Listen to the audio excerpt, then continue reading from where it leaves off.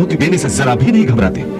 तुम्हारे हृदय की दुर्बलता केवल अपने संबंधियों के आदर में है, जो इस धर्म के क्षेत्र में अर्थहीन है। तुम्हें अपने संबंधियों की मृत्यु की चिंता है, परंतु तुम्हारा यह विचार तुम्हारे अज्ञान का खुला प्रतीक है। तुम ठीक कह रहे हो केशव। इस समय मेरी बुद्धि अज्ञान के अंधकार में डूबी जा रही है। धर्म क्या है, अधर्म क्या है, मुझे इसका ज्ञान नहीं रहा। मैं कर्म के एक ऐसे दोराहे पर खड़ा हूं जहां से ये पता नहीं चल रहा कि धर्म का मार्ग कौन सा है और अधर्म का मार्ग कौन सा। मुझे ज्ञान के इस अंधकार से निकलने का रास्ता दिखाओ केशव, रास्ता दिखाओ।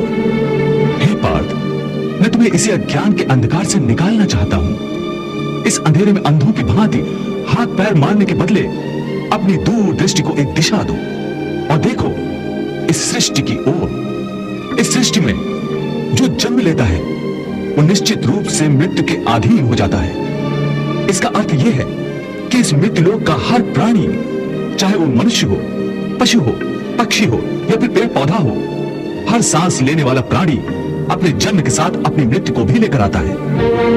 हर प्राणी को एक ना एक दिन निश्चित क्षण पर मरना अर्थात अपना शरीर त्यागना ही पड़ता है। इसलिए तुम उनके मरने की चिंता छोड़कर अपना कर्तव्य समझकर युद्ध करो।